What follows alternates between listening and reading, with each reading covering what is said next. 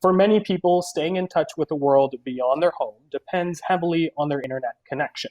For those without the means, or a home even, service at one Sudbury institution has been key. Nick Dunne is our Ontario Hub journalist covering the Northeast, and he joins us now from Sudbury to explain. Welcome to the show, Nick. Thanks, Jeyan. Thanks for having me. Before we dive into your article on TVO.org, can you give us an update on COVID-19 in your region, the Northeast? Is it slowing down? Are things picking up? Right. Yeah. On the whole, I'd say things are slowing down. So if you start in the south, in Muskoka District, there are 18 cases, 17 of which are recovered, and one death, unfortunately. Going up to North Bay Parry Sound, you have 26 cases, 20 of which are resolved, and only one death, unfortunately. Now in Sudbury, the most populous part of the Northeast, evidently, there have been 64 cases, all of which have been resolved.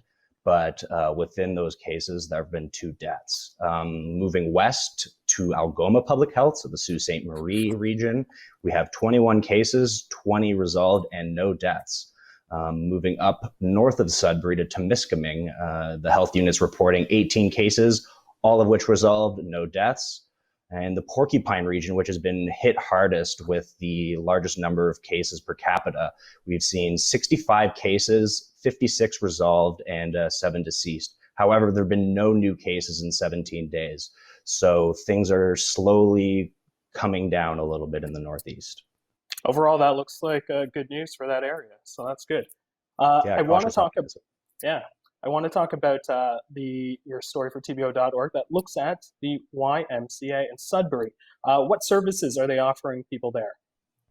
So just a quick background on this. So the YMCA of Northeastern Ontario has a facility in Sudbury and North Bay. Now, originally, at the beginning of this pandemic, the YMCA in North Bay had opened as a temporary shelter until the Pete Pelangio Arena was refurbished into a shelter for the local homeless population. So in Sudbury, they were looking for ways to help out.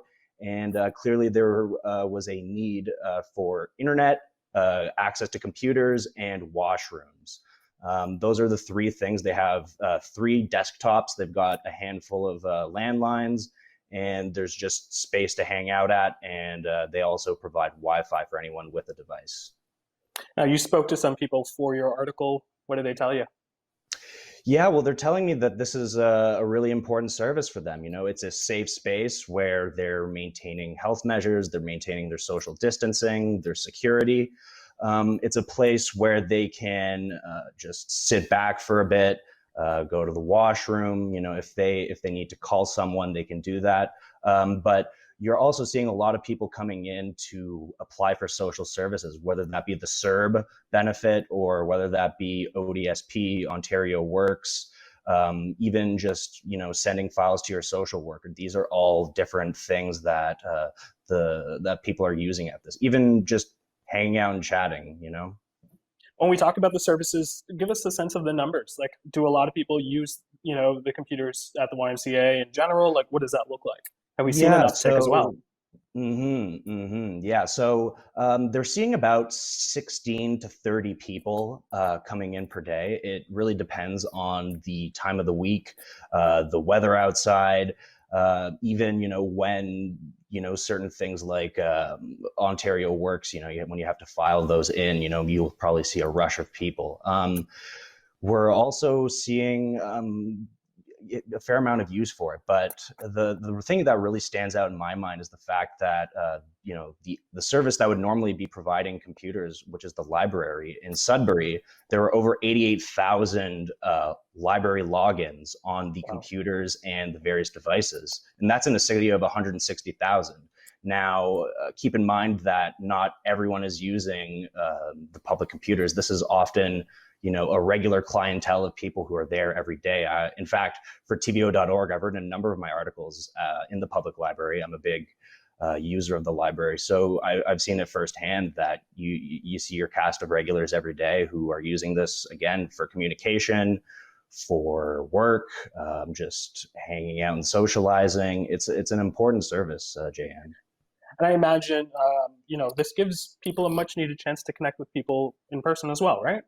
Yeah, this isn't for social service, just for social services and essentials. I mean, I think about myself and how I'm calling family and friends nearly every day. I moved up here in Sudbury by myself, so you know, I was speaking to someone. Her name was Siobhan Fagan, for example. You know, she was been using the YMCA to call her son every day. She's telling me that, you know, it makes her feel like a mother to her son, and she can feel some kind of sense of normalcy in what has otherwise totally upended her life and the life of so many other people who rely on the library, who rely on, you know, public spaces just to hang out at and spend their time and their days.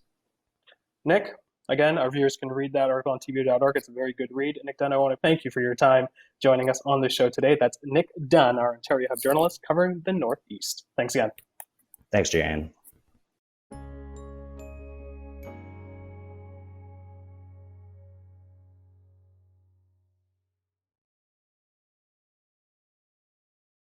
The Agenda with Steve Paikin is brought to you by the Chartered Professional Accountants of Ontario. CPA Ontario is a regulator, an educator, a thought leader, and an advocate. We protect the public. We advance our profession. We guide our CPAs. We are CPA Ontario. And by viewers like you. Thank you.